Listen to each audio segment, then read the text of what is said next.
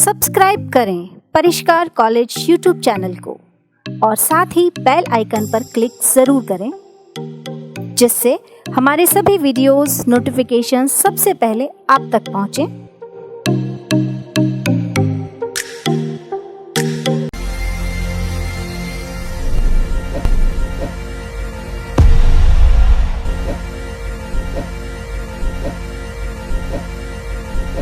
नमस्कार साथियों, मैं राजेंद्र कुमार सैनी, परिष्कार ऑनलाइन प्लेटफॉर्म पर आपका स्वागत है। देखिए दोस्तों, हमारा जो पेपर है आज हम डिस्कस करने जा रहे हैं बीकॉम पार्ट थर्ड ईयर का ABST accountancy and business statistics के फर्स्ट पेपर की हम लोग बात करेंगे आज। दोस्तों, ये जो पेपर है दो पार्ट्स में डिवाइड है। इसमें एक तो रहेगा आपके पास ऑडिटिंग और दूसरा रहेगा मैनेजमेंट अकाउंटिंग। अब दोस्तों, पेपर डिस्कस करने से पहले हम लोग राजस्थान यूनिवर्सिटी का जो सिलेबस है, जो पाठ्यक्रम है, उस पर हम लोग थोड़ी चर्चा करें कि हमें साल भर में पढ़ना क्या है या पूरे सिलेबस में हमें क्या पढ़ना है। अब सिलेबस हम लोग क्यों पढ़ें? स्टूडेंट्स ये सोच रहे होंगे कि सिलेबस को पढ़ के क्या करेंगे। देखिए बच्चों, सिलेबस पढ़ने से ये है कि हमारे माइंड में ये चीज़ सेट होनी चाहिए कि हमें इस बुक में ये कंटेंट पढ़ना है और ये चीज़ें हमें पढ़नी होंगी। तो देखो, हम इसका सिलेबस हम डिस्कस करते हैं। आप सभी लोग जानते हैं कि राजस्थान यूनिवर्सिटी का जो पैटर्न है वो कुछ इस प्रकार का है कि यहाँ पर 5 यूनिट्स होती हैं हमारे पास। 5 यूनिट्स में 2-2 क्वेश्चंस होते हैं, हर यूनिट में 2-2 क्वेश्चन होते हैं, यानी कि कुल क्वेश्चनों की संख्या होती है 10। और प्रत्येक यूनिट में से एक प्रश्न का चयन करते हुए हमें कुल प्रश्नों के उत्तर देने होते हैं 5, यानी कि पैटर्न क्या है, 5 × 20 = 100 मार्क्स का आपका ये पेपर रहेगा। अब ये 5 यूनिट्स में टॉपिक कौन कौन से हैं उसकी हम लोग थोड़ी सी चर्चा करते हैं। सिलेबस की मैं बात कर रहा हूँ यूनिट फर्स्ट की। यूनिट फर्स्ट मैंने आप लोगों को बताया कि इसमें जो टॉपिक्स रहेंगे अपने पास वो रहेगा ऑडिटिंग, यानी कि अंकेक्षण। अंकेक्षण का क्या अर्थ है, उद्देश्य क्या है ऑडिटिंग के, गबन और अशुद्धियाँ, गबन और अशुद्धियों में क्या अंतर है, पुस्तपालन यानी कि बुक कीपिंग, लेखाकर्म यानी कि अकाउंटिंग और ऑडिटिंग के बीच में क्या रिलेशन है, relationship between book keeping, accounting and auditing. इसके बाद जो टॉपिक रहेगा हमारा रहेगा अंकेक्षण मानकों का प्रारंभिक ज्ञान, यानी कि जो AAS हैं, ऑडिट एंड अश्योरेंस स्टैंडर्ड, इनकी प्राइमरी नॉलेज, ज़्यादा डेप्थ में नॉलेज नहीं है, प्राइमरी नॉलेज, और टाइप्स ऑफ ऑडिटिंग या अंकेक्षण के प्रकार। दोस्तों, ये हमारी पहली यूनिट है। इस यूनिट में से ये टॉपिक्स हमको पढ़ने होंगे। और दूसरा है इसमें इंटरनल कंट्रोल मेजर, आंतरिक नियंत्रण उपाय, अंकेक्षण कार्यक्रम, ऑडिट प्रोग्राम। ऑडिट प्रोग्राम का मतलब होता है कि ऑडिट प्रोग्राम किस प्रकार बनाया जाता है। जब भी अंकेक्षक किसी संस्था में आता है तो उसे किन किन चीज़ों की जानकारी लेनी होती है और वो अपना एक प्रोग्राम डिसाइड कर लेता है। जिस प्रकार आप लोगों का टाइम टेबल आता है यूनिवर्सिटी का या किसी भी एग्जाम का, उसी तरीके से ऑडिटर अपना टाइम टेबल बना लेता है। इसी को हम लोग क्या बोलते हैं, ऑडिट प्रोग्राम। चलिए दोस्तों, ये फर्स्ट यूनिट की बात हुई। अब इस फर्स्ट यूनिट में से आपके पास क्वेश्चंस होंगे 2 और इनमें से आपको एक क्वेश्चन करना अनिवार्य है। चलिए दोस्तों, दूसरी यूनिट की बात करते हैं हम लोग। दूसरी यूनिट में आप लोगों के पास है संपत्तियों या दायित्व का प्रमाणन, यानी कि जो आपकी संस्था की या कंपनी की जो भी संस्था है उसकी संपत्तियां हैं और दायित्व हैं, उनकी वाउचिंग कैसे होती है, उनका प्रमाणन कैसे होता है। सत्यापन और मूल्यांकन, यानी कि संपत्तियों और दायित्व का सत्यापन किस प्रकार करेंगे और मूल्यांकन किस प्रकार होगा। इसमें व्यवहारिक सत्यापन सहित, यानी कि व्यवहारिक सत्यापन ये होता है कि आप प्रैक्टिकली कैसे इसको डील करेंगे, इसकी बात की। दूसरा जो टॉपिक रहेगा इसमें कंपनी अंकेक्षक, यानी कि कंपनी ऑडिटर। कंपनी ऑडिटर का क्या क्या नियुक्ति किस प्रकार होती है, यानी कि उसको किस प्रकार अपॉइंट किया जाता है किसी भी कंपनी या किसी भी संस्था में। उसका निष्कासन यानी रिमूवल, उस ऑडिटर को बाहर कैसे निकाला जा सकता है, और उसका रेम्यूनरेशन कैसे डिसाइड होगा, क्या रहेगा। इन टॉपिक्स की हम लोग चर्चा करेंगे यूनिट नंबर 2 में। अब यहाँ भी आपके पास 2 क्वेश्चन होंगे इन टॉपिक्स में से। ये जो भी टॉपिक्स आप लोगों को बताए गए, ये जितने भी टॉपिक्स आप लोगों को हमने बताए यहाँ पर, इनमें से 2 क्वेश्चन आएंगे आप लोगों के पास। 2 क्वेश्चन में से आपको एक क्वेश्चन करना कंपलसरी होगा। चलिए दोस्तों, आगे बढ़ते हैं यूनिट 3 की तरफ। यूनिट 3 में देखिए, कंपनी अंकेक्षक, अंकेक्षण एवं अंकेक्षक, ऑडिटर एवं ऑडिटिंग। कंपनी अधिनियम 2013 की धारा 139 से 148 तक। दोस्तों मैं आपको थोड़ा सा ब्रीफ कर दूं कि अभी हमारे देश में, भारत में कंपनी अधिनियम 2013 लागू हुआ है, जो कब से लागू हुआ है, 1 अप्रैल 2014 से।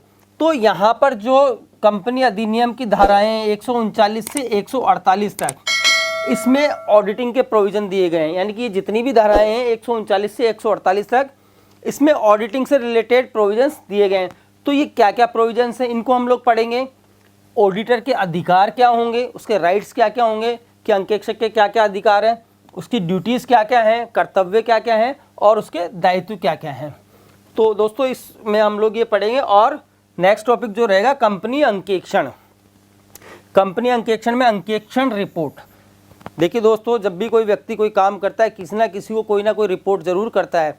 अब जिस प्रकार कंपनी में ऑडिटर ऑडिटिंग का काम करेगा, तो वो रिपोर्ट बनाएगा एक, लास्ट में जब भी उसका काम फिनिश हो जाएगा तो वो एक रिपोर्ट तैयार करेगा, और वो रिपोर्ट किसको जाती है, अंशधारियों को। तो वो एक रिपोर्ट के बारे में पढ़ेंगे कि ऑडिट रिपोर्ट क्या होती है और प्रमाण पत्र क्या होता है, रिपोर्ट और प्रमाण पत्र में क्या अंतर है, और ऑडिट रिपोर्ट किस किस प्रकार की होती है, कैसी कैसी होती है। तो तीसरी यूनिट में हम लोग ये चीज़ें डिस्कस करेंगे दोस्तों। अब चौथी यूनिट की मैं बात करता हूँ। देखिए दोस्तों, मैंने आपको स्टार्टिंग में बताया था कि ये जो पेपर है 2 पार्ट्स में डिवाइड है। पहले पार्ट्स में आपके पास ऑडिटिंग रहेगी, और दूसरे पार्ट्स में क्या रहेगी, मैनेजमेंट अकाउंटिंग, या इसको कहें वित्तीय लेखांकन या प्रबंध लेखांकन। तो जो आपकी चौथी यूनिट है उसमें क्या क्या है, प्रबंध लेखांकन। प्रबंध लेखांकन में भी क्या क्या, प्रबंध लेखांकन का अर्थ, प्रबंध लेखांकन की प्रकृति कैसी है, इसके क्या क्या उद्देश्य हैं, किसके उद्देश्य, प्रबंध लेखांकन के, क्षेत्र क्या है, स्कोप क्या है, कहाँ कहाँ काम आता है, कार्य क्या है, प्रबंध लेखांकन के कार्य क्या है। यहाँ तक ये एक टॉपिक हो गया आपका। और फिर इसमें दूसरा टॉपिक आपके पास रहेगा पूंजी संरचना का निर्धारण, यानी कैपिटल स्ट्रक्चर का निर्धारण। आप सभी लोग जानते हैं कि बिना पूंजी के व्यवसाय नहीं किया जा सकता। तो संस्था में कितनी पूंजी रहे, कैसे उसका निर्धारण हो, जो भी कैपिटल संस्था में रहेगी उसका निर्धारण किस प्रकार हो, और उस पूंजी संरचना के सिद्धांत कौन कौन से, इनके बारे में हम लोग यहाँ पर डिस्कस करेंगे। नेक्स्ट जो टॉपिक रहेगा आपके पास लीवरेजेस। लीवरेजेस में भी कौन कौन से, परिचालन में भी परिचालन उत्तोलक, वित्तीय उत्तोलक और संयुक्त उत्तोलक, यानी ऑपरेटिंग लीवरेज, फाइनेंशियल लीवरेज और कंबाइंड लीवरेजेस, इनकी हम लोग चर्चा करेंगे यहाँ पर। अब 5 यूनिट की दोस्तों मैं बात करता हूँ आपसे कि यूनिट 5 में क्या है, वित्तीय विवरणों का विश्लेषण। वित्तीय विवरणों का विश्लेषण, अर्थ, प्रकृति, महत्व एवं तकनीक। वित्तीय विवरणों का क्या अर्थ होता है, क्या मतलब होता है, इसका नेचर कैसा है, इंपॉर्टेंस क्या है इसकी, और इसकी टेक्निक्स कौन कौन सी है। किसकी टेक्निक्स, वित्तीय विवरणों के विश्लेषण की तकनीक। इसमें तुलनात्मक वित्तीय विवरण बनाएंगे, फिर हम लोग कॉमन साइज समानाकार चिट्ठा बनाएंगे, और प्रवृत्ति विश्लेषण, ट्रेंड एनालिसिस की हम लोग बात करेंगे यहाँ पर। इसके बाद है अनुपात विश्लेषण। इसी 5वीं यूनिट में दूसरा जो टॉपिक है आप लोगों के पास है अनुपात विश्लेषण। अनुपातों के आधार पर आय विवरण व चिट्ठे का निर्माण करना। यानी कि दोस्तों जो हमारे पास रेशियोज हैं, अनुपात हैं, जो अनुपातों के आधार पर हमें क्या बनाना है, यहाँ पर बैलेंस शीट बनानी है और आय विवरण बनाना होगा। नेक्स्ट टॉपिक है अपने पास कैश फ्लो स्टेटमेंट या रोकड़ प्रवाह विवरण अकॉर्डिंग टू AS 3। दोस्तों ये कोई नया टॉपिक नहीं है, आप लोग 11th 12th से पढ़ते हुए आ रहे हो। आपने 12th में भी पढ़ा होगा cash flow statement, second year में आप FM में पढ़ रहे हो cash flow statement, third year में आप ऑडिटिंग में पढ़ रहे हो, ऑडिटिंग एंड मैनेजमेंट अकाउंटिंग में आप लोग पढ़ रहे हो कैश फ्लो स्टेटमेंट। जब आप MCOM करेंगे फर्दर तब भी ये कैश फ्लो स्टेटमेंट आता रहेगा। तो दोस्तों ये इसकी बात हुई सिलेबस की। सिलेबस पे थोड़ी सी ब्रीफ नॉलेज हमें होनी चाहिए। कोई भी विद्यार्थी जब कोई काम करता है या किसी चीज़ को पढ़ता है तो उसे सबसे पहले ये मालूम होना चाहिए कि मुझे क्या क्या पढ़ना है और क्या क्या मेरे लिए इम्पोर्टेंट है। इसके लिए दोस्तों देखो हमने बताया आपको सिलेबस की 5 यूनिट है, 5 यूनिट में 2-2 क्वेश्चन होंगे, 10 क्वेश्चन टोटल होंगे। उसमें से आपको कुल क्वेश्चन कितने करने हैं, 5 क्वेश्चन, 5 गुणा 20, यानी कि 100 नंबर का ये पेपर हो गया। अब हमारा जो पेपर है ऑडिटिंग एंड मैनेजमेंट अकाउंटिंग, इसमें दोस्तों देखिए 60 नंबर की जो है, 60 मार्क्स की तो ऑडिटिंग है। जैसा कि आपने अभी यूनिट्स में देखा कि 3 यूनिट्स में हमारे पास क्या थी, ऑडिटिंग थी। 40 मार्क्स की क्या है हमारे पास, 40 मार्क्स की हमारे पास रहेगी मैनेजमेंट अकाउंटिंग। तो दोस्तों ऑडिटिंग हो सकता है आप लोगों के लिए नई हो, लेकिन मैनेजमेंट अकाउंटिंग वही है जो आप सेकंड ईयर में पढ़ के आए हो, फर्स्ट ईयर में पढ़ के आए हो, 11th में पढ़ के आए हो, 12th में पढ़ के आ रहे हो। मैनेजमेंट अकाउंटिंग वही है, आप लोगों के पास ratio, cash flow, fund flow और ये सारी चीज़ें आप लोग पहले से पढ़ते हुए आ रहे हो। तो वही चीज़ें, कुछ नया नहीं है, कैपिटल स्ट्रक्चर वगैरह थोड़ा सा ये नया टॉपिक यहाँ पर जुड़ा है, तो इसकी हम लोग बात की हमने इसकी सिलेबस की। अब देखिए दोस्तों, सबसे बड़ी बात है कि ये पेपर जो हम पढ़ने जा रहे हैं बीकॉम थर्ड ईयर में, बीकॉम थर्ड ईयर के लिए तो है ही है ये इम्पोर्टेंट, लेकिन इसकी उपयोगिता और कहाँ कहाँ पर हमें हो सकती है या होने वाली है, तो इसकी इम्पोर्टेंस पर हम लोग नज़र डालें थोड़ी सी कि ये जो ऑडिटिंग एंड मैनेजमेंट अकाउंटिंग का जो पेपर है इसकी इम्पोर्टेंस कहाँ कहाँ पर है, ये हमारे कहाँ कहाँ पर काम आएगा, डेली लाइफ में भी काम आएगा, कहाँ कहाँ काम आएगा, देखते हैं हम लोग इसकी इम्पोर्टेंस के बारे में। मैंने बताया बीकॉम थर्ड ईयर में तो 100 मार्क्स का है ही है, यहाँ तो काम आना ही आना है। इसके अलावा दोस्तों जब आप एमकॉम करोगे तो 30 से 40 मार्क्स का वहाँ भी इस ऑडिटिंग और मैनेजमेंट अकाउंटिंग का वेटेज आपके लिए रहेगा, चाहे आप एमकॉम ईएफएम से करो या आप एबीएसटी से करो। अगर आप एबीएसटी से करते हैं तो कॉस्ट एंड मैनेजमेंट ऑडिट का एक नाम से एक पेपर चलता है, उसमें 30 से 40 मार्क्स का ये आपके लिए काम का होगा। उधर अगर आप एफएम से करते हो तो मैनेजमेंट अकाउंटिंग आपके वहाँ काम आएगी। तो 30 से 40 मार्क्स का वेटेज इसमें किसका है, एमकॉम में। नेक्स्ट मैं बात करता हूँ, अगर आप आईपीसीसी या पीसीसी, पहले हुआ करता था आईपीसीसी, अब इसको चेंज करके पीसीसी कर दिया, वहाँ पर भी ऑडिटिंग का जो पेपर है वो 50 से 70 मार्क्स की आपके लिए हेल्पफुल रहेगा ये। इसके बाद प्रैक्टिकली अगर आप कहीं जॉब कर रहे हैं या आपको इंटरनल ऑडिटर बना दिया जाता है किसी कंपनी में या किसी ऑर्गेनाइजेशन में, तो ये ऑडिटिंग वही आपके काम में आने वाली है जो आप प्रैक्टिकली यहाँ पर पढ़ोगे, सीखोगे, उसी का वहाँ पर जाकर आप प्रैक्टिकल करोगे। अगर आपको इंटरनल ऑडिटर कहीं बना दिया जाता है किसी संस्था में, किसी ऑर्गेनाइजेशन में, तो ये प्रैक्टिकल नॉलेज के लिए भी आपके लिए काफ़ी अच्छी रहेगी। इसके बाद देखिए दोस्तों, आज का युग आप सभी लोग जानते हो कंपटीशन का युग है। अगर आप इस पेपर को पढ़ते हो, इस पेपर को हम लोग पढ़ते हैं बीकॉम थर्ड ईयर में, लेकिन इसकी उपयोगिता और कहाँ कहाँ है। आप सब लोग कंपटीशन की तैयारी करने वाले हैं, आप में से 50, 60, 70% जो भी कंपटीशन की तैयारी करेंगे उनके लिए दोस्तों आरपीएससी स्कूल लेक्चरर कॉमर्स में इस टॉपिक में से या इस चैप्टर में से या इस बुक में से काफ़ी सारे क्वेश्चंस आते हैं। वो मैं आपको अभी जब हम लोग टॉपिक डिस्कस करेंगे उस समय बताऊंगा भी सही। इसके अलावा जब आप आरपीएससी जूनियर अकाउंटेंट का एग्ज़ाम देते हैं वहाँ पर भी इस बुक में से काफ़ी सारे क्वेश्चन आते हैं, क्योंकि देखिए यहाँ पर रेशियो भी है, कैश फ्लो भी है और आपकी कैपिटल स्ट्रक्चर भी है, ऑडिटिंग भी है, इम्पोर्टेंस भी है ऑडिटिंग की, वाउचिंग भी है, कई सारी चीज़ें हैं यहाँ पर। तो ये सारी यहाँ से काफ़ी सारे क्वेश्चंस आप लोगों के पास आरपीएससी स्कूल लेक्चरर और आरपीएससी जूनियर अकाउंटेंट में पूछे जाते हैं। जेवीवीएनएल जूनियर अकाउंटेंट, अगर आप जयपुर विद्युत वितरण निगम लिमिटेड में जो एक पोस्ट है जूनियर अकाउंटेंट की, अगर वहाँ पोस्ट निकलती है तो वहाँ पर भी ऑडिटिंग का काफ़ी ज़्यादा इम्पोर्टेंस है। इसके अलावा बीएसएनएल जेएओ, बीएसएनएल एक पोस्ट निकालता है जूनियर अकाउंट ऑफिसर की, वहाँ पर भी ऑडिटिंग का बहुत बड़ा पार्ट होता है। पेपर में आपके पास 3-4 चीज़ें होती है, उसमें ऑडिटिंग का बहुत इंपॉर्टेंट रोल होता है।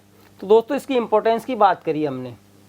अब देखिए दोस्तों, थोड़ी सी नज़र डालते हैं कि हम जो टॉपिक आज पढ़ेंगे अंकेक्षण का परिचय, उसमें से राजस्थान यूनिवर्सिटी में जो क्वेश्चंस पूछे गए या अन्य यूनिवर्सिटियों में जो क्वेश्चंस पूछे गए उन क्वेश्चंस की हम लोग बात करते हैं। दोस्तों देखो, ये 2 नंबर में पूछे जाने वाले क्वेश्चंस हैं। हालांकि अभी अपने यहाँ पर 2 नंबर का पैटर्न ख़त्म हो चुका है, लेकिन जब ये पैटर्न 2 नंबर और 4 नंबर और 20 नंबर का पैटर्न था उस समय के क्वेश्चंस हैं। लेकिन हमें कंपटीशन की दृष्टि से ही पढ़ना है, तो थोड़ी सी नज़र डालें। देखो, किन किन संस्थाओं में अंकेक्षण करना अनिवार्य है, ये पूछा गया राजस्थान यूनिवर्सिटी 2016 में। अंकेक्षण के 2 उद्देश्य बताइए, 16 में ही पूछा गया। अंकेक्षण का क्या अर्थ होता है, आरयू 2017 में पूछा गया। सुविधाओं का गबन कौन और किस प्रकार करता है, ये जेएनयू 2014 में पूछा गया आप लोगों से। इसके अलावा टीमिंग व लीडिंग शब्दों को समझाइए, ये भी जेएनयू 2014 में पूछा गया। टीमिंग एवं लीडिंग क्या होता है, ये जब हम लोग टॉपिक डिस्कस करेंगे उस समय हम आपको बहुत अच्छे से बताएंगे। दोस्तों नेक्स्ट बात करते हैं 20 मार्क्स की क्वेश्चंस की। 20 मार्क्स में जो क्वेश्चंस पूछे गए उनकी हम लोग चर्चा करते हैं। अंकेक्षण से क्या अभिप्राय है, अंकेक्षण के उद्देश्य एवं लाभों का वर्णन कीजिए। RU Rajasthan university 2007, 2009, 2010, 2018। देखिए दोस्तों, ये फर्स्ट चैप्टर हम लोग जो पढ़ेंगे उसमें से कितना फ्रीक्वेंटली ये क्वेश्चन आप लोगों से पूछा गया है। दूसरा क्वेश्चन देखेंगे हम लोग, एक व्यापार गृह के लिए लेखाकर्म एक अनिवार्य है जबकि अंकेक्षण विलासिता। क्या आप इस कथन से सहमत हैं? अपनी राय के लिए कारण दीजिए। एक व्यापार गृह के कुशल, ईमानदार व मितव्ययी संचालन में अंकेक्षण के महत्व पर आलोचनात्मक प्रकाश डालिए। देखिए दोस्तों, इस क्वेश्चन को भी देखिए कितना फ्रीक्वेंटली ये क्वेश्चन पूछा गया, 2006, 2009, 2012, 2017। और दोस्तों मैं बता दूं, अभी जब 2020 की जो एग्जाम हो चुके हैं आप लोगों के, एबीएसटी का पेपर हो चुका 2020 का थर्ड ईयर का, उसमें भी ये क्वेश्चन आप लोगों से पूछा गया है। यानी कि ये क्वेश्चन कितना इंपॉर्टेंट है, कितना फ्रीक्वेंटली यूनिवर्सिटी पूछती है आप लोगों से। इसके बाद नेक्स्ट, लेखों में पाई जाने वाली अशुद्धियों एवं कपटों की मुख्य किस्मों को उदाहरण सहित समझाइए एवं उनके ढूंढ निकालने के संबंध में अंकेक्षक की स्थिति बताइए। दोस्तों 2019 में ये क्वेश्चन पूछा गया। यानी कि हम जो फर्स्ट चैप्टर हम जो पढ़ेंगे इंट्रोडक्शन टू ऑडिट, उसी में से हर साल कोई ना कोई क्वेश्चन पूछा जा रहा है। तो इसका मतलब ये पहला चैप्टर आप लोगों के लिए बहुत इंपॉर्टेंट है। अब दोस्तों हम लोग आज शुरू करने जा रहे हैं अंकेक्षण का परिचय। अंकेक्षण एक परिचय। दोस्तों थोड़ी सी मैं बात कर लूँ कि अंकेक्षण होता क्या है, कैसे इसका ओरिजिन हुआ और अकाउंटिंग से कैसे कोरिलेटेड है। देखिए दोस्तों, सबसे पहली बात है कि अंकेक्षण जानने से पहले हमें थोड़ी सी अकाउंटिंग के बारे में, लेखांकन के बारे में जानना बहुत आवश्यक है। दोस्तों आज जिस फॉर्म में हम व्यवसाय कर रहे हैं या जिस भी संगठित क्षेत्र या असंगठित क्षेत्र में हम जो व्यवसाय कर रहे हैं, आज जो व्यवसाय का स्तर है वो कई वर्षों पहले नहीं था। तो इसका मतलब उस समय अकाउंटिंग भी नहीं थी। आज हम फिर भी काफ़ी उस संगठित क्षेत्र में व्यवसाय कर रहे हैं, तो अकाउंटिंग भी हमारी बहुत संगठित है। लेकिन पहले अकाउंटिंग की जो क्रियाएं वो काफ़ी जटिल नहीं थी, बहुत सिंपल थी। आज आप लोगों को पता है कि अकाउंटिंग भी बहुत कॉम्प्लेक्स हो गई। जैसे जैसे, और ये क्यों हुआ, जैसे जैसे व्यवसायिक क्रियाएं बढ़ती गई उसी के फलस्वरूप अकाउंटिंग भी आपकी बढ़ती चली गई। पहले व्यवसाय का स्वरूप छोटा हुआ करता था तो अकाउंटिंग आसानी से हो जाती थी, लेखांकन आसानी से हो जाता था। लोग बही रखते थे या नहीं भी रखते थे, कुछ याद रख लेते थे या अपना कच्चा हिसाब रखते थे। लेकिन आज क्या ये संभव है कि व्यक्ति अपना हिसाब कच्चा रख ले या अपनी मेमोरी में रख ले? क्या व्यक्ति की मेमोरी इतनी है आज? क्योंकि आज का व्यवसाय काफ़ी विस्तृत हो चुका है, व्यवसाय का स्वरूप बहुत जटिल हो चुका, बहुत कॉम्प्लेक्स हो चुका। तो इसके लिए हमें अकाउंटिंग की नीड हुई। तो देखिए दोस्तों, अकाउंटिंग की नीड कहाँ से शुरू हुई? चैप्टर 1 की हम लोग बात कर रहे थे, अंकेक्षण का परिचय। विश्व में लेखा व्यवसाय के इतिहास में सन 1494 का वर्ष अत्यंत उल्लेखनीय है। इस वर्ष इटली के लुकास पेसियोली ने दोहरा लेखा प्रणाली को जन्म दिया। दोस्तों कब की बात है? 1494। आज से तकरीबन 450-500 साल पहले अकाउंटिंग हमारे पास जब आ गई, कब? जब इटली के लुकास पेसियोली ने दोहरा लेखा प्रणाली की खोज की। तो दोस्तों आज भी हम उसी पैटर्न पर अकाउंटिंग कर रहे हैं। हम लोग आज डेबिट और क्रेडिट, ये दो पक्षों या दोहरा लेखा प्रणाली हम लोग करते हैं। तो दोस्तों ये कब आ गई थी हमारे पास? 1494 में। लेकिन उस समय इसका इतना उपयोग नहीं था। धीरे धीरे ये व्यावसायिक संस्थाओं में फेमस हुई और इतनी फेमस हुई कि आज विश्व के लगभग सभी देश इसी प्रणाली से अकाउंटिंग का काम कर रहे हैं। तो देखिए दोस्तों, ये टॉपिक मैं आप लोगों को इतना अच्छे से क्यों समझा रहा हूँ, क्योंकि यहाँ से काफ़ी बार क्वेश्चन पूछा गया, प्रतियोगी परीक्षाओं में खूब क्वेश्चन पूछे गए। यहाँ से मैं आप लोगों को दिखाऊंगा। हाँ, लुकास पेसियोली की हम लोग बात करते हैं, इन्हें हम फादर ऑफ अकाउंटिंग भी कहते हैं या लेखांकन का जन्मदाता भी हम इन्हें कहते हैं। ये देखिए दोस्तों, आप देखिए स्कूल लेक्चरर 2013 कॉमर्स, प्राध्यापक 2013 वाणिज्य में ये प्रश्न आप लोगों से पूछा गया। बही खाता की दोहरा लेखांकन प्रणाली विकसित की गई इनके द्वारा। अब आप आंसर खुद लगा सकते हैं।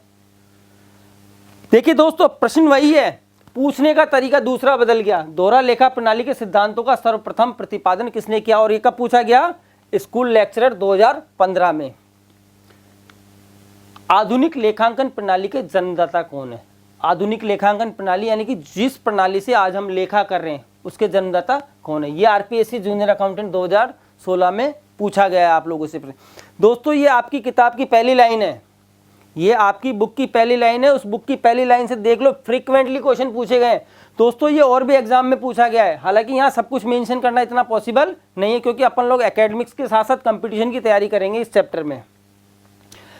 हाँ, उसके बाद क्या हुआ, जब दोहरा लेखा प्रणाली हमारे पास आ गई, लुकास पैसियोली ने दोहरा लेखा प्रणाली को जन्म दे दिया। धीरे धीरे ये व्यवसाय में फेमस होती गई और इतनी फेमस हो गई कि आज भी हम इसी के बेसिस पर एंट्रीज कर रहे हैं। तब देखिए दोस्तों, अकाउंटिंग के क्षेत्र में वास्तविक क्रांति कब आई, जब 1844 में इंग्लैंड में कंपनी विधान द्वारा कंपनियों के लिए चिट्ठा बनाना और उसका अंकेक्षण कराने को वैधानिक मान्यता प्राप्त हुई। 1844 में क्या हुआ कि इंग्लैंड का जो कंपनी एक्ट था, उस कंपनी एक्ट ने ये कह दिया कि आप अपनी बैलेंस शीट बनाओ और उसका अंकेक्षण कराओ। इसको लीगल मान लिया गया। वैधानिक मान्यता का मतलब है कि इसको लीगल मान्यता दे दी गई कि आप लोग अकाउंटिंग करवाइए और उसकी ऑडिटिंग करवाइए। अब दोस्तों, स्टार्टिंग में क्या होता था कि जो संस्थाएं हैं या जो कंपनीज हैं, वो अपने कुछ सदस्यों में से चुनकर उनको लेखांकन भी करवाती थी और उससे ऑडिटिंग भी करवाती थी, यानी कि लेखों की जांच भी का काम भी उन्हीं से करवाया जाता है। लेकिन दोस्तों, अब आप लोगों को पता है कि इसके लिए उन्होंने कोई योग्यता नहीं रखी। कोई योग्यता नहीं रखी तो कोई भी व्यक्ति जब अकाउंटिंग करेगा और लेखांकन करेगा, ऑडिटिंग करेगा, तो ये पॉसिबल नहीं हो पाया। कि ये नीड महसूस हुई कि क्यों ना इस काम के लिए कोई योग्य व्यक्ति रखा जाए, जो केवल उसका काम ही यही हो, उसका काम ही ऑडिटिंग करना हो या उसका काम ही अकाउंटिंग करना हो। तो 1844 में कंपनी विधान आ गया इंग्लैंड का और उन्होंने क्या कह दिया कि आप अपनी बैलेंस शीट बनाइए और उसका अंकेक्षण करवाइए। इसको लीगल हमने कर दिया। तो मैंने बताया आप लोगों की कोई भी व्यक्ति किसी भी व्यक्ति को अपॉइंट कर देते थे, वही व्यक्ति ऑडिटिंग कर रहा है, वही व्यक्ति अकाउंटिंग कर रहा है। तो फिर इंग्लैंड में इसी पृष्ठभूमि में आगे क्या हुआ, 11 मई 1880 को एक सीए संस्थान की स्थापना की गई, यानी एक चार्टेड अकाउंटेंट इंस्टीट्यूट की स्थापना की गई। कब की गई, 11 मई 1880 को। और उस इंस्टीट्यूट को क्या काम दे दिया गया कि आप योग्य लेखापाल तैयार करो और योग्य अंकेक्षक तैयार करो। दोस्तों मैं बता दूं, अंकेक्षक क्या होता है, ऑडिट या ऑडिटिंग या अंकेक्षण करने वाले व्यक्ति को अंकेक्षक कहते हैं।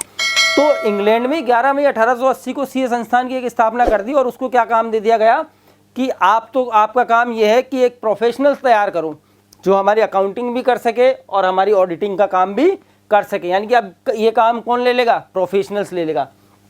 धीरे धीरे योग्य अंकेक्षक तैयार होते गए। हाँ दोस्तों, आगे हम देखते हैं अंकेक्षण का अर्थ।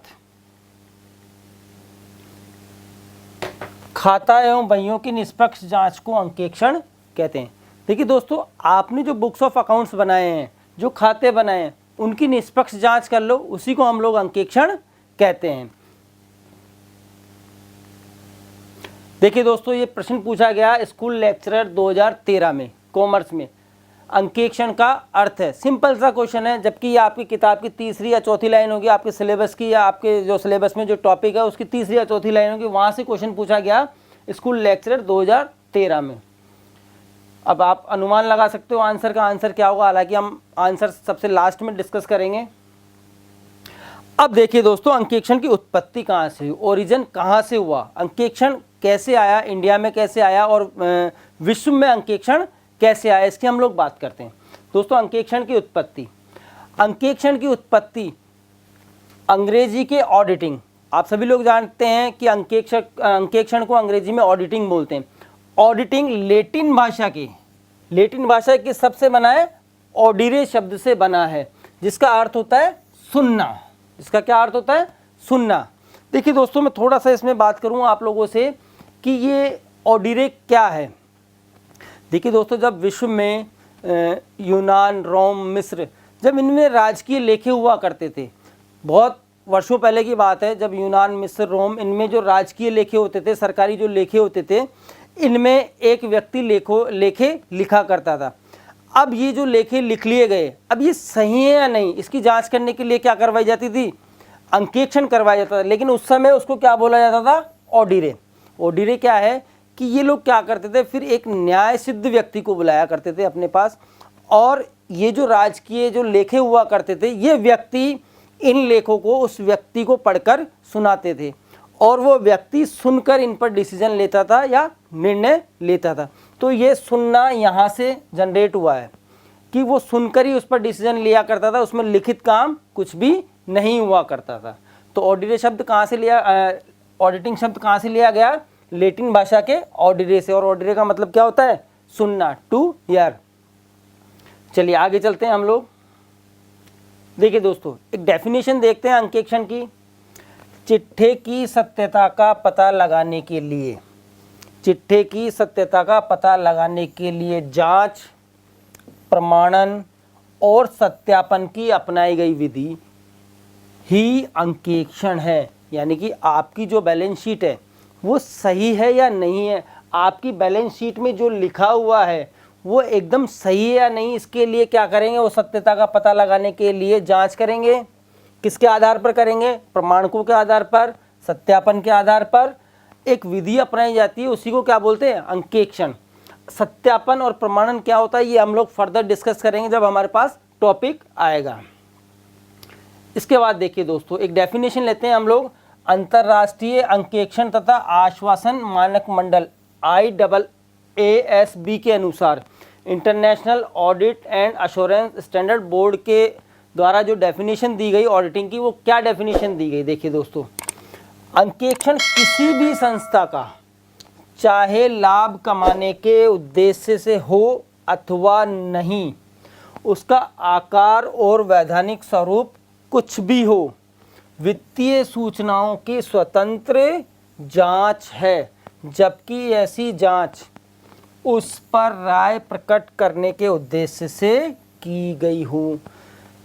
देखिए, जो international audit and assurance standard board है, इसने जो डेफिनेशन दी, उस डेफिनेशन में देखो मोटा मोटा क्या निकल कर आ रहा है कि जांच है, चाहे संस्था, चाहे वो लाभ कमा रही है या नहीं कमा रही, उससे कोई मतलब नहीं है, चाहे उसका आकार और वैधानिक स्वरूप कुछ भी हो। वैधानिक स्वरूप का मतलब है चाहे वो कंपनी हो, चाहे सोल प्रोप्राइटरशिप हो, चाहे पार्टनरशिप हो, वैधानिक स्वरूप से ये मतलब है कुछ भी हो, उसका आकार, वैधानिक स्वरूप कुछ भी हो, वित्तीय सूचनाओं की स्वतंत्र जांच है। यानी कि आपके पास जो इन्फॉर्मेशन है, जो डेटा है, जो बुक्स हैं, वो सही है या नहीं है, इसकी जांच करने के काम को क्या कहा जाता है? ऑडिटिंग कहा जाता है। अब दोस्तों मोटा मोटा ये निकल कर आ रहा है, आप लोगों को भी समझ में आ गया होगा कि ऑडिटिंग क्या है। ऑडिटिंग, आपने जो बुक्स ऑफ अकाउंट्स लिखे हैं उनकी जांच का काम ही क्या है? ऑडिटिंग है, सिंपल सी। अब देखिए दोस्तों, ये लेखा परीक्षण को परिभाषित किया जा सकता है। लेखा परीक्षण का मतलब ऑडिटिंग होता है, अंकेक्षण को भी लेखा परीक्षण ही बोलते हैं, एक ही बात है। ये क्वेश्चन पूछा गया RPSC जूनियर अकाउंटेंट 2016 में। आप लोग अनुमान लगा सकते हैं आंसर का, बिल्कुल आप इसका स्क्रीनशॉट ले सकते हैं। अब देखिए दोस्तों, हमने जो डेफिनेशन पढ़ी अभी, international audit and assurance board के द्वारा जो डेफिनेशन दी गई थी उसका हमने पढ़ा। उसकी परिभाषा के जो तत्व है, एलिमेंट है, क्या क्या एलिमेंट है उसके देखिए। सबसे पहली बात है कि आपके पास कोई ना कोई ऑर्गेनाइजेशन होना चाहिए, कोई ना कोई संस्था होनी चाहिए। ऑडिटिंग किसी व्यक्ति की नहीं हो सकती, कोई संस्था होगी, चाहे वो कंपनी हो, चाहे वो पार्टनरशिप फर्म हो, चाहे वो सोल प्रोप्राइटरशिप हो, तो कोई ना कोई ऑर्गेनाइजेशन होना चाहिए, चाहे वो लाभ कमाए चाहे नहीं कमाए, लेकिन संस्था होनी चाहिए। और दूसरी बात, संस्था में क्या होनी चाहिए? लेखा पुस्तकें होनी चाहिए, क्योंकि जब ऑडिटर ऑडिटिंग करेगा, किसकी करेगा? लेखा पुस्तकों की जांच ही तो करेगा, वो लेखा पुस्तकों की जांच करेगा। तो उस परिभाषा के तत्वों में दूसरा तत्व क्या है कि पहली बात तो संस्था होनी चाहिए, और संस्था में क्या होनी चाहिए? लेखा पुस्तकें होनी चाहिए। अगर लेखा पुस्तकें ही नहीं होगी, उन्होंने कोई रिकॉर्ड ही मेंटेन नहीं किया, तो फिर वो ऑडिटिंग किसकी करेंगे? तीसरा जो एलिमेंट है, विवेचनात्मक जांच। जांच भी कैसी होगी? विवेचनात्मक जांच होगी। किसकी? बुक्स की। उन पर क्रिटिकल जांच होगी, उनके गुण दोष देखे जाएंगे कि ये खाता सही किया गया है या नहीं किया गया, इसमें एंट्री सही की गई या नहीं की गई। नेक्स्ट जो है वो जो जांच होगी, प्रमाणकों एवं अन्य सूचनाओं के आधार पर होगी। दोस्तों मैं आप लोगों को बता दूं, जैसे कि आप यहाँ पर इनवॉइस देख रहे हो, प्रमाणक का मतलब क्या होता है कि जो कोई भी लेन देन हुआ उसको सपोर्ट करने के लिए कोई ना कोई आपके पास प्रमाणक होगा। जैसे कि हमने बाजार से सामान खरीदा, इसका सबूत क्या है? तो उसके सबूत के लिए हमारे पास इनवॉइस होगा, कोई बिल होगा, तो वही क्या है हमारे लिए? प्रमाणक। तो ये जो जांच है, प्रमाणकों के आधार पर या अन्य सूचनाओं की, और कोई इन्फॉर्मेशन हमारे पास होगी, अगर बिल नहीं है तो कोई और इन्फॉर्मेशन होगी, उसके आधार पर ये जांच का काम होगा। और ये जांच का काम कौन करेगा? एक स्वतंत्र व्यक्ति होना चाहिए। वो व्यक्ति नहीं होना चाहिए जो आपके ऑर्गेनाइजेशन में है, कोई तीसरी पार्टी होनी चाहिए, कोई थर्ड पर्सन होना चाहिए। और वो व्यक्ति कैसा होना चाहिए? स्वतंत्र। उसका उन खातों में या उस संस्था में कोई हित नहीं होना चाहिए। बुद्धिमत्तापूर्ण जांच। हम सभी लोग जानते हैं कि हम लोग ऑडिटिंग का काम अगर करवाएंगे तो व्यक्ति कैसा होना चाहिए, बुद्धिमान व्यक्ति होना चाहिए, उसको उस पेशे से संबंधित ज्ञान होना चाहिए, वो व्यक्ति कैसा होना चाहिए, बुद्धिमान व्यक्ति होना चाहिए। नेक्स्ट है जांच का उद्देश्य। जो आप जांच करवा रहे हो, किसकी जांच करवा रहे हो, लेखा पुस्तकों की जांच करवा रहे हो, उसका कोई ना कोई उद्देश्य होना चाहिए। बिना उद्देश्य कोई काम नहीं होता। आप सभी लोग जानते हैं कि हम कोई भी काम करते हैं तो उसके पीछे कोई ना कोई उद्देश्य होता है, तो उस जांच के पीछे भी क्या होना चाहिए, कोई ना कोई रीजन होना चाहिए, कोई ना कोई उद्देश्य होना चाहिए। नेक्स्ट, रिपोर्ट देना। जब हम कोई भी काम करते हैं या किसी व्यक्ति के अंडर में हम काम करते हैं और हमें कोई ना कोई उससे रिपोर्ट देनी होती है। इसी प्रकार जब ऑडिटर ये सारे काम कर लेगा तो उसे किसी ना किसी व्यक्ति को रिपोर्ट देनी होगी, जो कि जिसको किस नाम से जानते हैं, ऑडिट रिपोर्ट के नाम से जानते हैं। तो ये व्यक्ति ये सारा काम करने के बाद कोई ना कोई रिपोर्ट देगा, चाहे वो एडवर्स दे, चाहे वो पॉजिटिव दे, कैसी भी दे, लेकिन रिपोर्ट देगा वो।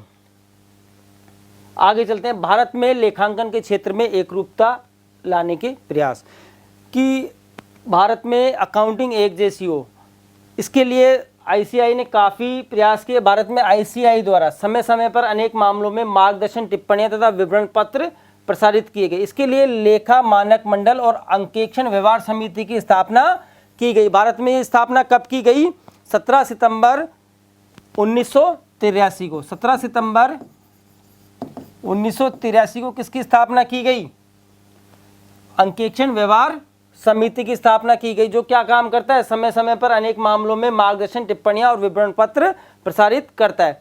अब इसका नाम बदल गया है। अब इसका नाम क्या हो गया, अंकेक्षण व्यवहार समिति का परिवर्तित नाम क्या है, अंकेक्षण तथा आश्वासन मानक मंडल। किसका नाम चेंज हो गया, ये अंकेक्षण व्यवहार समिति का नाम बदलकर अब क्या हो गया, अंकेक्षण तथा आश्वासन मानक है।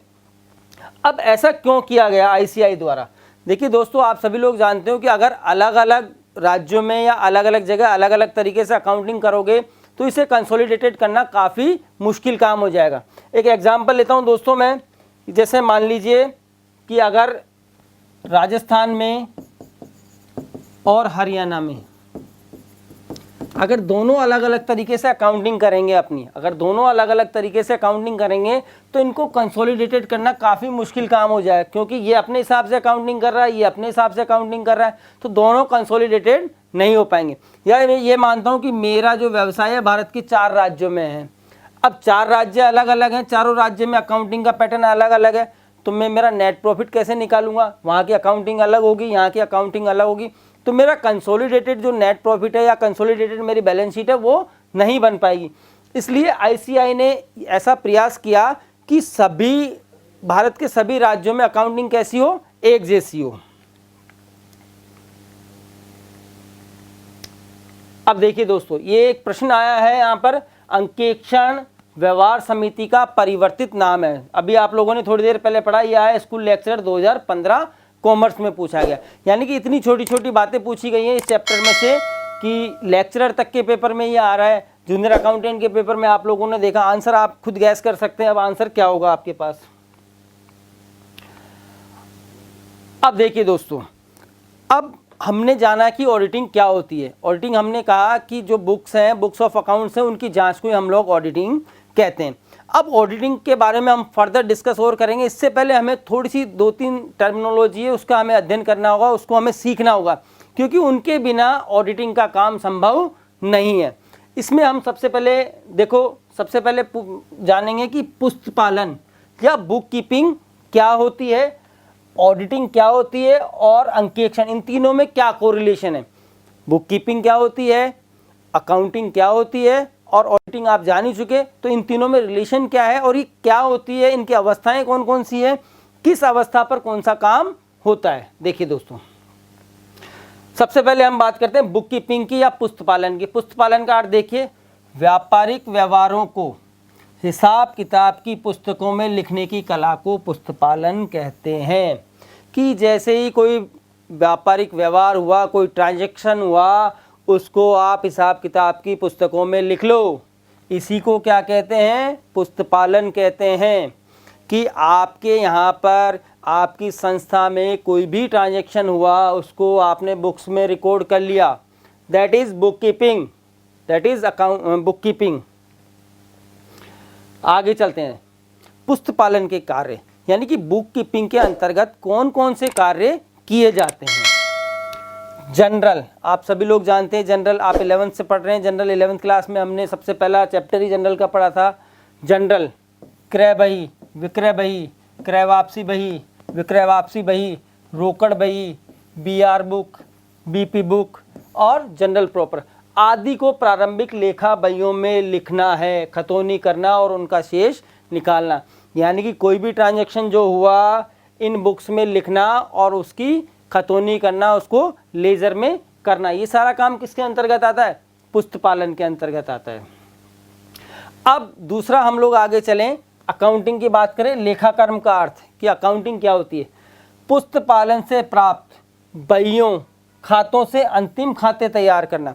यानी कि बुक कीपिंग जो अभी आप करके आए हो, बुक कीपिंग में क्या क्या काम किया आपने? जनरल में लेखा किया, purchase book, BP, BR, cash book, इनमें जो लेखा किया, इनकी जो खतौनी की, उससे जो आपको लेखा मिला, उससे जो बहियाँ मिली, उससे अंतिम खाते तैयार करना, यानी कि फाइनल अकाउंट्स हमारे तैयार करना। फाइनल अकाउंट्स में आप सभी लोग जानते हो ट्रेडिंग, P&L और बैलेंस शीट को शामिल किया जाता है और नोट्स टू अकाउंट्स को शामिल किया जाता है। इसके अलावा समायोजन करना, अंतिम खातों की आलोचना करना। अगर उन अंतिम खातों में कोई एडजस्टमेंट करना है, उनमें कोई आलोचना करनी है, रेक्टिफाइंग एंट्रीज करना, भूल एवं सुधार प्रविष्टियाँ करना, क्या कहलाता है? लेखाकर्म कहलाता है, अकाउंटिंग कहलाता है। रेक्टिफिकेशन ऑफ एरर्स वाला आपने चैप्टर पढ़ा होगा। ये भूल एवं सुधार प्रविष्टियाँ कब करते हैं? बिल्कुल साल के एंड में। यदि कोई ट्रांजैक्शन लिखने में कोई गड़बड़ हो गई या कोई भूल हो गई या गलती से गलत लिख दिया गया, तो ये समायोजन भी कब करते हैं हम? वर्ष के अंत में करते हैं। तो इसी संदर्भ में इसको हम लोग क्या कहेंगे? लेखाकर्म। चलिए दोस्तों आगे चलते हैं। हाँ दोस्तों, अब देखिए हम लोग देखते हैं अंकेक्षण का अर्थ। अभी तक हमने पढ़ा कि बुक कीपिंग क्या होती है और अकाउंटिंग क्या होती है। जैसा कि विदित है, लेखाकर्म व्यापारिक संस्थानों के विभिन्न लेन देनों को इकट्ठा करने तथा उनको बहिया एवं खातों के रूप में प्रस्तुत करने का एकमात्र साधन है। यानी कि लेखाकर्म या अकाउंटिंग क्या है? आपकी जो ट्रांजैक्शंस हुए हैं उनको कलेक्ट किया और बुक्स में लिख दिया, अकाउंटिंग हो गई।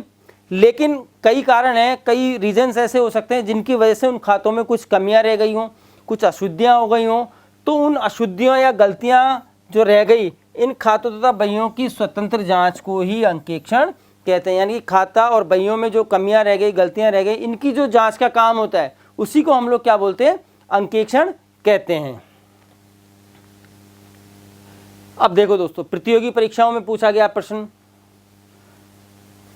इस प्रकार, जैसे ही व्यापारिक व्यवहार खत्म हुआ, इस प्रकार जैसे ही व्यापारिक व्यवहार खत्म हुआ, आपने उसको क्या किया? पुस्तकों में दर्ज किया। तो ये क्या काम हुआ? पुस्तक पालन। जैसे ही पुस्तक पालन का काम खत्म हुआ, आपने क्या किया था दोस्तों? लेखांकन का काम किया था। लेखांकन में क्या क्या काम किया था? फाइनल अकाउंट्स तैयार करना, ओपनिंग क्लोजिंग एंट्रीज करना और इसके अलावा अशुद्धियों का सुधार और उसमें एडजस्टमेंट। जैसे ही आप लेखांकन का काम कंप्लीट कर लोगे, आपके फाइनल अकाउंट्स बन जाएंगे, तो क्या शुरू हो जाएगा आपके पास? अंकेक्षण। क्योंकि आप जैसे ही जांच का काम करोगे तो जांच का काम किसके अंतर्गत आता है? अंकेक्षण के अंतर्गत। तो ये एक चक्र बन गया। जैसे ही व्यापारिक व्यवहार हुआ आपकी संस्था में, जैसे ही कोई ट्रांजैक्शन हुआ, तो सबसे पहला काम किसका हुआ? पुस्तक पालन का। और जैसे ही पुस्तक पालन का काम खत्म हुआ, काय का काम शुरू हो गया? लेखाकर्म का या अकाउंटिंग का। और जैसे ही लेखाकर्म समाप्त होगा, क्या स्टार्ट हो जाएगा? अंकेक्षण स्टार्ट हो जाएगा। तो हम ये भी कह सकते हैं कि जैसे ही कोई व्यापारिक व्यवहार हुआ, पुस्तक पालन का काम शुरू किया, जैसे ही पुस्तक पालन खत्म हुआ, लेखाकर्म का काम शुरू हुआ, और जैसे ही लेखाकर्म खत्म हुआ, काय का काम शुरू हो गया? अंकेक्षण का। अब देखिए, इसी पे एक क्वेश्चन पूछा गया, केवल इतनी सी बात पर। अंकेक्षण प्रारंभ होता है जहां समाप्त होता है। देखिए, लेखांकन जहां समाप्त होगा वहीं अंकेक्षण का काम शुरू होगा। देखिए, अब देखिए दोस्तों, हम लोग चर्चा करते हैं जो विभिन्न एग्जामिनेशंस में जो क्वेश्चंस पूछे गए, कॉम्पिटिटिव एग्जामिनेशंस में। अभी हमने आपको टॉपिक के बीच बीच में भी क्वेश्चंस बताए, अब हम इनका आंसर जानने की कोशिश करते हैं दोस्तों। बही खाता की दोहरा लेखा प्रणाली विकसित की गई इनके द्वारा। ये स्कूल लेक्चर 2013 में पूछा गया था, आप सब लोग जानते हो। देखिए दोस्तों, ये गलत लिखा हुआ नहीं है। वैसे इनका नाम लुकास पेसियोली है, लेकिन जो पेपर है, पेपर में ल्यूका ही लिखा हुआ है। आपको कहीं ऐसा लग रहा होगा कि सर ने गलत लिख दिया, ये आरपीएससी के पेपर में ही ल्यूका लिखा हुआ है। तो इसका आंसर क्या है, आप सभी लोग जानते हैं, लुकास पेसियोली, या जहाँ कहीं आपको ल्यूका पेसियोली मिले तो इनको यही करना है आंसर। दूसरा देखिए दोस्तों, क्वेश्चन वही है, बही खाता की दोहरा लेखा प्रणाली विकसित की गई। अब देखिए दूसरा क्वेश्चन देखिए, दोहरा लेखा प्रणाली के सिद्धांतों को सर्वप्रथम प्रतिपादित किया गया। यह आया स्कूल लेक्चर 2015 में। किसके द्वारा? अब देखो यहाँ लुकास पेसियोली द्वारा लिख दिया गया, यानी कि यहाँ ल्यूका लिख दिया है, लुकास लिख दिया, तो कोई अंतर वाली बात नहीं है, कन्फ्यूजन वाली कोई बात नहीं है। तीसरा प्रश्न भी सेम इसी पर पूछा गया, लेकिन उसका आधुनिक लेखांकन प्रणाली के जनक हैं। आप लोगों को पता है कि मॉडर्न अकाउंटिंग 1494 में लुकास पेसियोली, दिमाग में तुरंत क्लिक हो जाना चाहिए, जूनियर अकाउंटेंट में क्वेश्चन पूछा गया। इसका मतलब ये है कि दोस्तों कि ये जो आपकी सब्जेक्ट या टॉपिक की पहली लाइन है, ये आपको याद होनी चाहिए। हर बार क्वेश्चन पूछा जा रहा है, लेक्चरर जैसे एग्जाम में क्वेश्चन पूछा जा रहा है। ये कौन है? अब देखो लुकास पेसियोली लिख दिया यहाँ पर, आंसर आप सभी लोग जानते हो क्या है, लुकास पेसियोली। नेक्स्ट जो चौथे नंबर का क्वेश्चन है, अंकेक्षण का अर्थ है, ये पूछा गया 2013 स्कूल लेक्चरर 2013 कॉमर्स में। अंकेक्षण का अर्थ क्या है, गैस करो, देखे क्या है, अभी आपने पढ़ा था ऊपर, देखो देखे क्या है, गैस करो क्या है इसका आंसर। बहियों एवं खातों की जांच करना, विभिन्न लेन देनों को बहियों एवं खातों में लिखना, एवं भी दोनों उपरोक्त में से कोई नहीं। दोस्तों विभिन्न लेन देनों को खातों एवं बहियों में लिखना तो क्या है, अकाउंटिंग है, लेखांकन है। ऑडिटिंग में क्या होता है, जांच का काम होता है। तो इसका आंसर क्या है, बहियों एवं खातों की जांच करना। नेक्स्ट प्रश्न देखिए दोस्तों, लेखा परीक्षण यानी कि ऑडिट, लेखा ऑडिट को लेखा परीक्षण भी बोलते हैं, अंकेक्षण भी बोलते हैं। लेखा परीक्षण के नाम से आ जाए तो घबराना नहीं है कि क्या नया वर्ड आ गया। ऑडिट को परिभाषित किया जा सकता है, ये क्वेश्चन पूछा आरपीएससी जूनियर अकाउंटेंट 2016 में। बताओ देखिए, गैस करो क्या होगा इसका आंसर। लेखा पुस्तकों को तैयार करना, क्या ये होगा क्या? लेखा पुस्तकों का परीक्षण करना, क्या ये होगा क्या? प्रबंध को लेखा संबंधी मामलों में विशेषज्ञ की सलाह देना, या त्रुटियों का पता लगाना, क्या होगा इसका आंसर, गैस करो देखें। लेखा पुस्तकें तैयार करना किसके अंतर्गत आता है, लेखांकन के अंतर्गत आता है।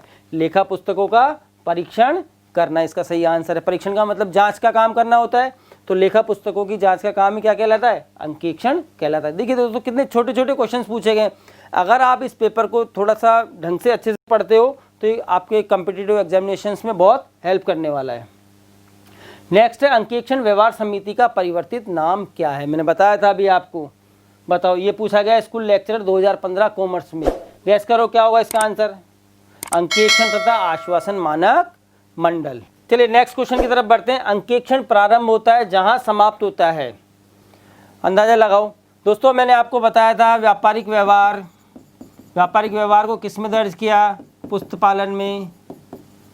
जहाँ पुस्तपालन खत्म हुआ क्या शुरू हुआ था, लेखांकन, और जहाँ लेखांकन समाप्त होता है वहाँ से क्या शुरू होता है, अंकेक्षण।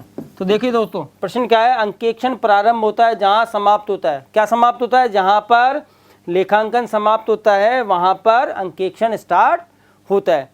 आज हमने जो भी क्वेश्चंस पढ़े और जो भी टॉपिक, जितना भी टॉपिक पढ़ा, ये फर्स्ट चैप्टर का टॉपिक था, या फर्स्ट चैप्टर में से जो भी टॉपिक हमने आज पढ़े आप सभी देख सकते हैं कि प्रतियोगी परीक्षाओं के लिए भी कितना उपयोगी। अब इसका जो शेष भाग बचा हुआ है इस टॉपिक का, इस चैप्टर का जो शेष भाग है, हम नेक्स्ट आगे के समय में पढ़ेंगे, आगे के लेक्चर्स में हम लोग इसको पढ़ेंगे। Thank you.